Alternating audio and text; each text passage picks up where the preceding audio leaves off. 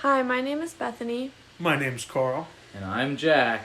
And this is the BIMA Podcast. Podcast. Today's podcast is on apex predators and their effect on livestock farmers. We have interviewed 3 livestock farmers to learn more about apex predators. Yeah, our interviewees are a sheep farmer from Mifflinburg, Pennsylvania, a chicken and turkey farmer from Finksburg, Maryland, and a woman who grew up on a chicken farm in the Dakotas. According to Merriam-Webster Dictionary, apex predators are a predator at the top of a food chain that is not preyed upon by another animal. All apex predators are a very vital part of the ecosystems anywhere around the world. When it comes to sustainable agriculture, we are looking at how farmers have dealt with predators such as coyotes, bears, wolves, foxes, birds of prey, and many others.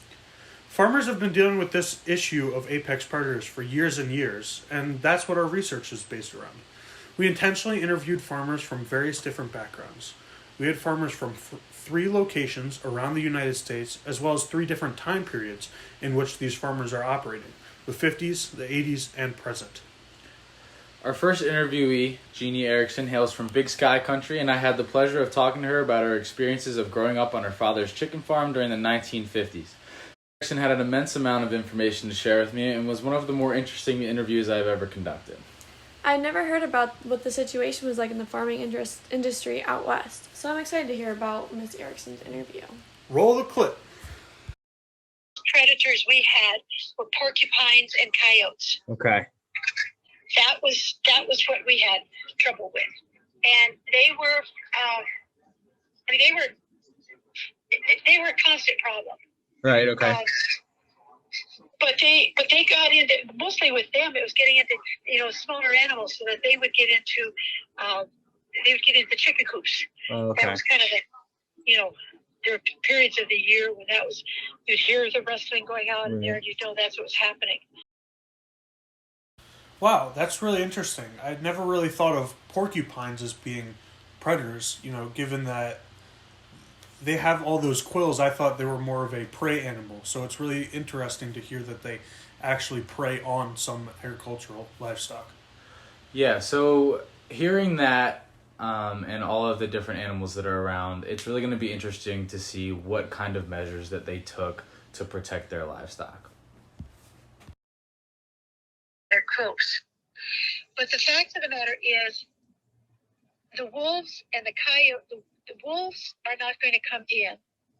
The coyotes are not going to attack anything that's large. Okay. They're sneaky, and so are the porcupines. So for them, of course, you have all the various bars on the windows, and so that they can't. But particularly porcupines will dig under. So that's one of the things you do is it was typically rocks around the base of the chicken coop. Okay. So that they couldn't go. And then we always had a dog. But the dog, they were not afraid of the dog. But the thing with the dog is the dog would just go crazy. Right. The chickens would go crazy, and they'd just be, really, really noisy. Yeah, they'd that's the whole mess. Yeah, and then the dog's going crazy. And so then my father would go out, and he would shoot a porcupine, and he would shoot a coyote, where he couldn't shoot one of his animals. So there's nothing else about you can do. Now, the other thing is that you have a lot of land. And so the cows that are giving birth in the spring are giving them out there. They're giving birth out there in the prairie or in the coulees, the coulees and the draws. So down where it was, they were protected a bit. And cows will go back to the same place to have their calves every year. Okay.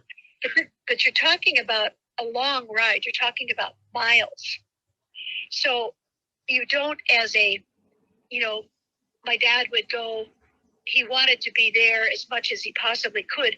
And he was pretty attuned to when someone was going to give birth. But he would try to be there to be sure that calf was up and on its feet. But once the calf is up and on its feet, the other cows too, they will cluster around, and it's interesting because if the animal is healthy, if that calf is healthy, if it's up on its feet, if the mother is now up on her feet, and the other cows are around, the coyotes in those days are not going to come in. They're very cowardly. So they're going to come in when it's already probably, a calf that is injured or, didn't live. It's that kind of thing. They will scavenge, but they are not going to come in when it's, when it's alive. So it wasn't that big a problem. Okay. The biggest problem now is that there's not, one of the things about grizzly bears is that they're territorial. Right. They have their own area, and they won't deviate from that. So they go the same route, even the same route around their area. Wow, I never knew that porcupines dug like that. And it's really interesting that they use stones around the fencing so that nothing would dig and to keep larger animals getting in. This next part talks about more of the ecological processes and kind of the herd mentality that was seen by the coyotes and all the other predators around the area.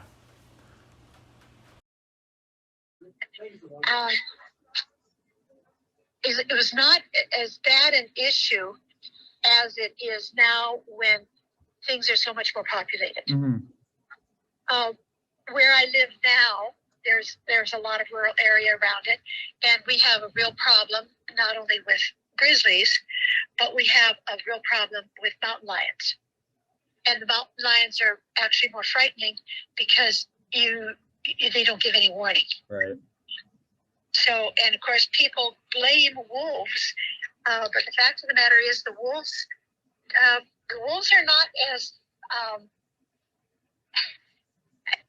the farmers now tend to really, and ranchers tend to really hate wolves. Mm-hmm. But it's a real controversy here. Okay. It's, other people say, a wolf is not going to attack. They run in packs, they run in family packs, that kind of thing. But when you get a mountain lion or you get a grizzly, they have no no moral standards. Right.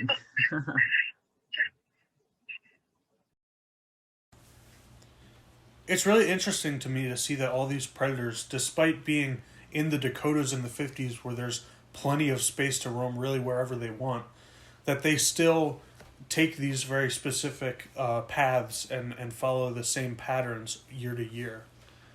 You think you know a species, and then they go and do things like these. Coming up in the next clip, in the final part of this interview, Miss Erickson talks about what kind of modern problems are being faced in the Dakotas and in Montana today. Around their area. Well, now there's so many people and so many homes and so much tourism that the biggest problem, we have now is that the grizzlies have been much too acclimated to people. Okay. So our house, and I can show you pictures. I was on a lake. We have a neighbor who's kind of nutty, and he's from Miami. But he feeds the bears on his deck every night. And everybody knows better than this, but he does. Well, he leaves the 1st of November to go back to Miami. Okay. But I'm here, and I'm 3 houses down. And by this time, this bear was very, very used to coming for dinner every night. Oh, man. And was very impatient with that. So he had not come, he would walk by my house, but he would not stop at my house because he was going for dinner. Yeah, I think I've seen some pictures on Facebook. Yeah, well, after they left, then he came and he tried to get into my house. Oh, man. And tore up the door frame. Oh. And also tore up a railing. Oh, and that's not bad.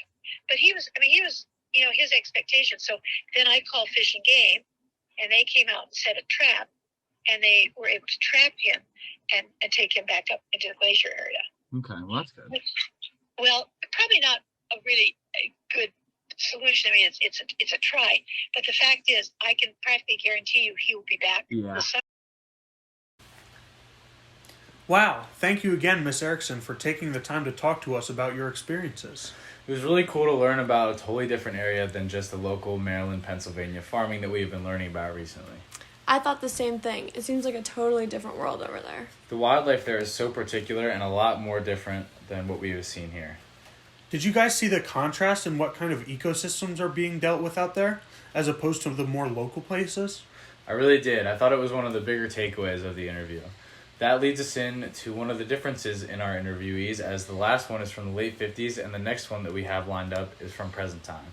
Yeah, one of the big changes that I noticed was just a complete culture shift from then to now, and how there are no enforceable laws back then. This interview provided some very interesting facts. Alright, so our next interviewee is from a one-horse town in central Pennsylvania, Peggy Lauber. Peggy has been a sheep farmer for about 40 years. What does a one-horse town mean? Carl, haven't you listened to a country song before? It means that there's a town with a very small population. And on that note, here's a clip for our interview.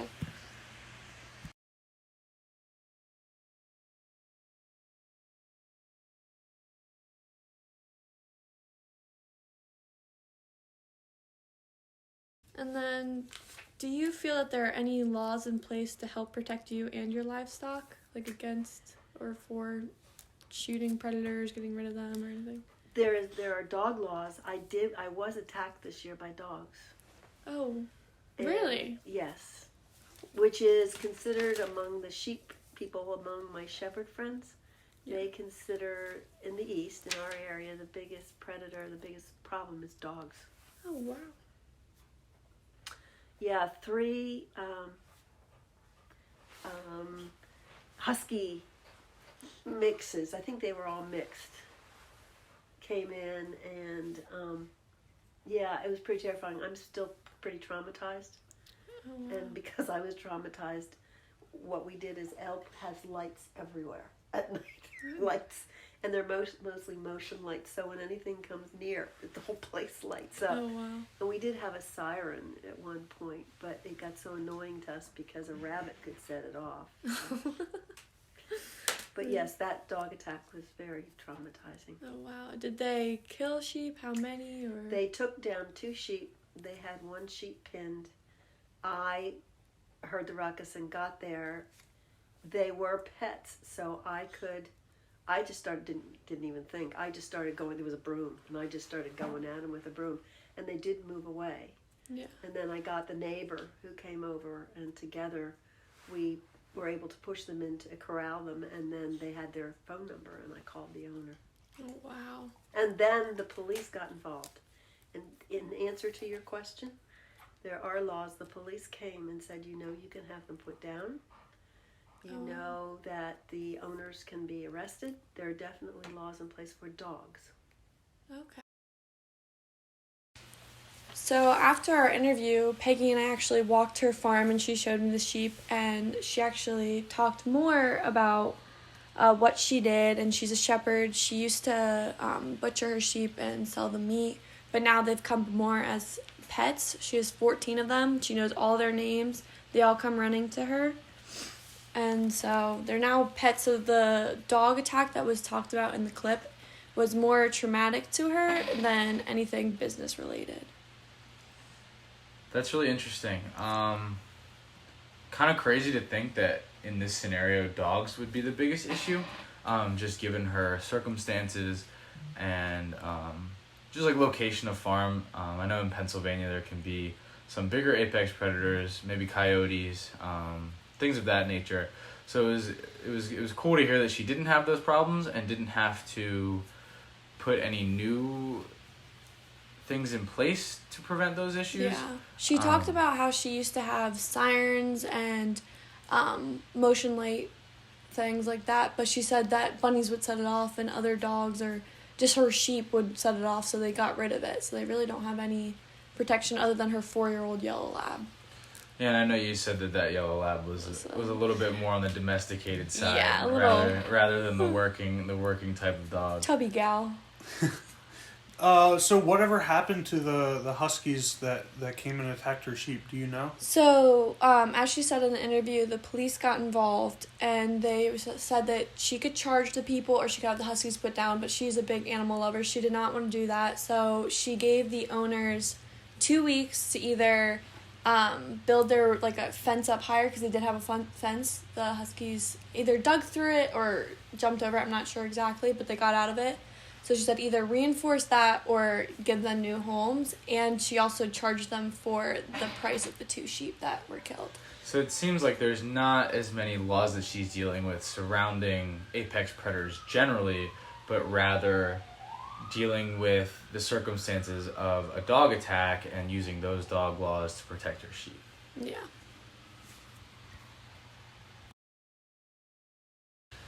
Thank you so much, Peggy, for taking that time to do an interview with Bethany. Really sorry about what happened to your sheep, but thank you again for sharing your story. I think it should be noted that dogs are a common motif throughout the sustainable agriculture farming industry. Yeah, kind of adding on to that, it's really funny because the person that I talked to, Seth Furchess, who runs a chicken and turkey farm in Finksburg, Maryland, he said he thought dogs were one of the best methods of protection anyone can have. He actually talked about a specific breed, the Maremma sheepdog, being the best source of protection for free-range animals like his chickens and turkeys. The Maremma's bred in Italy for protecting livestock, and it's considered to be an old world breed. But he has one now, and so here's a little bit of him talking about it.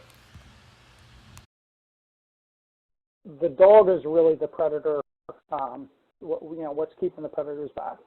And the Maremma breed especially, we picked, not that they're the only one that does this, but they have enough traits going together that makes them a perfect dog for protecting chickens. And that is that they don't roam, but they're very good at knowing what predator is a predator. They will see other wild dogs, they'll see cats, and they very quickly learn which cat is a danger, which dog is a danger, which ones are friendly and not going to be a danger. They bark at everything that's not supposed to be there, but they very easily learn what is allowed to be there, and they leave it alone. They also know aerial predators, so they will chase away. I've seen my dog chase away eagles before, hawks before, owls. They're also nocturnal. They mainly sleep during the day, and they're awake at night. So you see him napping a lot during the day in the shade, and then at night when it's cooler, he's out moving around. And he will keep the owls out. We definitely, I had electric fence up without the dog in the electric fence, and that kept most predators away, but I still lost chickens and turkeys every single night because of owl attacks. So by putting the dog in the fence line, that eliminated that. So all the various methods I've told you about work to one level or another. However, once I had an electrified fence and a dog inside that fence, my predator, my loss due to predator has really dropped 100%. I just don't lose animals to predators. If it happens, it's because a chicken gets out, is running around, and something gets to it because it's too far away from the dog, Wow, it's really great to hear that his dog has really helped out in keeping his livestock safe, and that he hasn't really lost any since. Yeah, it's interesting, through all of our research, that we didn't really hear much about this breed of dog. It seems like they are really doing the trick in preventing these owls and all these other predators from coming in and attacking his chickens. So it's actually interesting. In the next clip, he talks about some changes he would make if he had the ability to do so. And the main one, you guessed it, is adding a second dog. So let's hear from that. Got one dog and he does everything. The complication with that is I've got different animals. So I've got chickens that are largely like the roosters of the breeds that I breed are my meat birds. I raise dual-purpose heritage breeds. So the roosters go to be meat and the females, the hens, stay to be laying eggs. So those are two different types of animals and they really shouldn't be together. I also keep Thanksgiving turkeys. They shouldn't be together for disease reasons. It's no issue for the end consumer, but chickens and turkeys have some transferable diseases that could kill the turkeys, namely blackhead. Now, luckily, I've not had an issue with that so far, but I want to get off of my one-dog system before I do have that issue. So if I had multiple dogs, I could have multiple sections of electrified fence that all stay separate from each other and a dog in each one, and I can keep all those groups of animals completely separate. So that would be ideal. But those dogs, they're very rare. Some people like to use Great Pyrenees. The Great Pyrenees tend to be escape artists, and they love to roam. Like a 3-mile radius is they consider their home. That's really what dissuaded me from using them, because I want my dog home. And I want to be able to use fencing that's flexible enough that I don't have to worry about a dog constantly trying to escape. My dog, whenever I take the fence down to move it, he'll run out, he'll go sniffing around, he might chase a car or two. That's the biggest danger, is him running into the road. But generally I yell at him and he comes back. And as soon as I'm setting it back up and I call him, he happily runs right back inside the fence line. He loves being there. Got everything he needs. But yeah, if I had more dogs, then I could keep everybody separate. The other thing is that the layer hens are not in a hoop or a chicken tractor. They're in a traditional eggmobile, a mobile coop on wheels. And that moves a lot easier and a lot faster. I can use trucks or tractors or whatever to move it around through difficult terrain. It moves very easily. But these hoops, they really need solid ground. They can't go through marshy ground. They have to be on relatively flat ground. So they're a lot more finicky about where they go. And they also move a lot slower, At nighttime, all the hens put themselves away. I've, in fact, when we moved farms, I waited till night. All the hens put themselves away. I closed up the coop. I hooked it to the back of my truck, and I drove it from my one farm to my other farm, set up a new fence line, put the dog in there, open the coop back up in the mornings. The chickens are on the new farm. Super easy to move. But the hoop structures are very difficult to move. They be moved by hand, and they can only be moved a few feet. They're not designed for anything rough ground or anything. And they move a lot slower. So I can move my hen house, across the entire farm, follow my cows around, but the hoop structures can't. They have to move very slowly. So if I had 2 dogs, then I'd be able to form the hoop structures in one fence line, and I could keep all my hens in another. And it would also allow me to move to a more free-range environment of turkeys to allow them to get out of their hoop structure. It's a great option. It's free range, fresh grass, fresh bugs, all that kind of stuff, but it is both manually intensive to move them every day, and I would prefer to let them just completely free range. So yeah, more dogs. That's really it. I think dogs are the biggest thing that people don't do, because a good dog, a well-bred dog that has grown up on a working farm, is going to run you $1,000 just for a puppy, and a full-grown trained dog that's already been trained to livestock is probably $1,500 to $2,000. So that's, you're not talking a pet here. This is another piece of livestock that's there to protect your investment.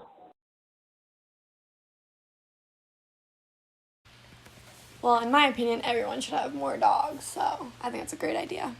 Yeah, for both, happiness and apparently keeping owls away from your farm.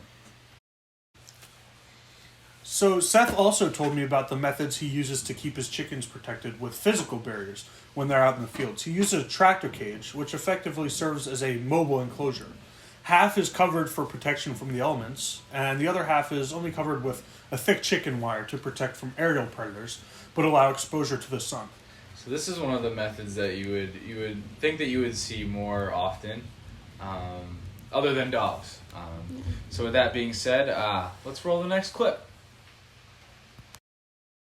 Once the chickens get to about 3 weeks of age, they're large enough that generally the rats don't go after them. Feral cats is another one, but the same sort of methods will keep them out of that. Once we go from that stage of the brooder, 3 weeks in the brooder, you move them out onto grass. And the way we do that is we have these large boxes I call chicken tractors.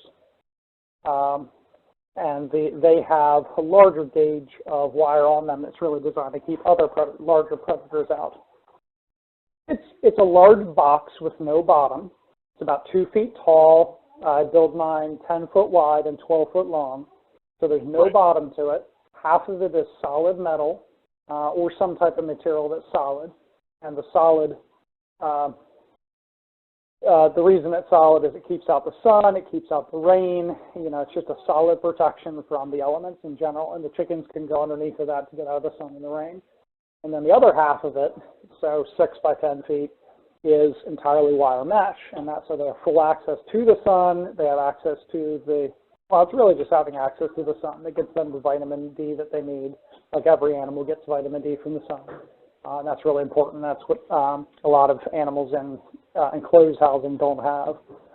So they have access to that. And then it has tires on one side generally, and it has a handle on the other side. And you pick it up, and you pick up half of it with the tires on the other side, and you just roll it. If it's 12 foot long, you roll it 12 feet. And that way chickens have access to fresh grass every day, fresh bugs, whatever's in the grass.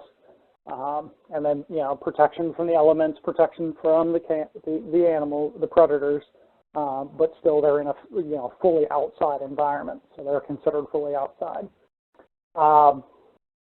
So they're solid on one side and they are wire on another side, and they'll keep your larger predators out. Though I learned the hard way, you really need to have strong wire. I started off with chicken wire, and I've had foxes and raccoons. Foxes will grab the chicken wire and they will yank at it until it breaks or it rips off of whatever it's stapled or nailed into. I've had raccoons that they'll stick their hands right through the chicken wire because it's so large, it's, an inch to 2 inches around. So a raccoon will stick its hand through, grab a chicken leg, or grab a chicken, pull it up against the wire, and then eat it through the wire live.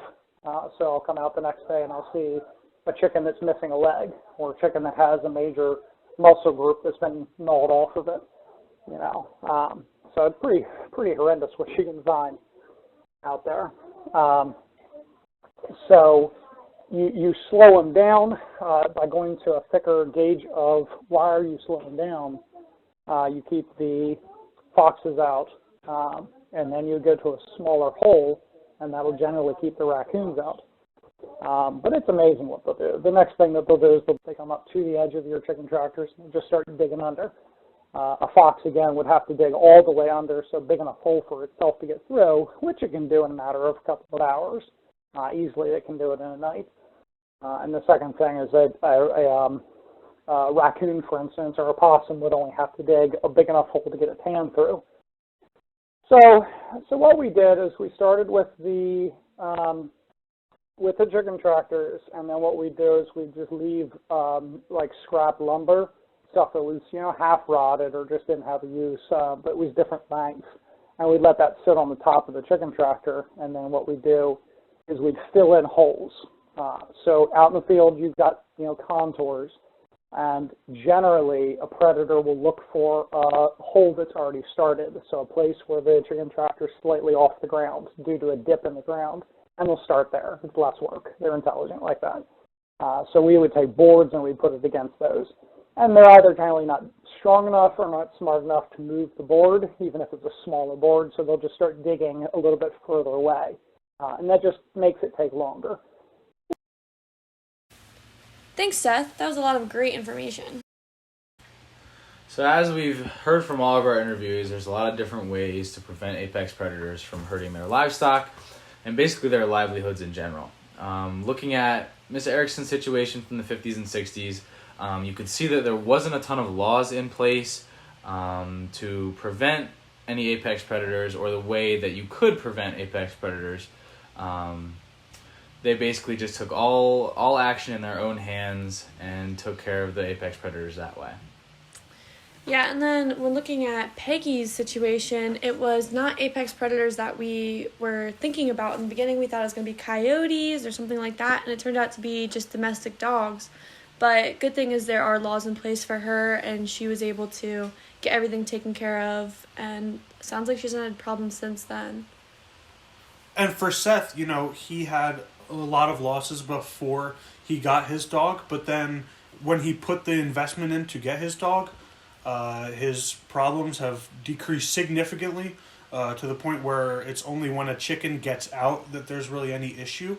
And hopefully with even further investments, then he won't have any problem at all.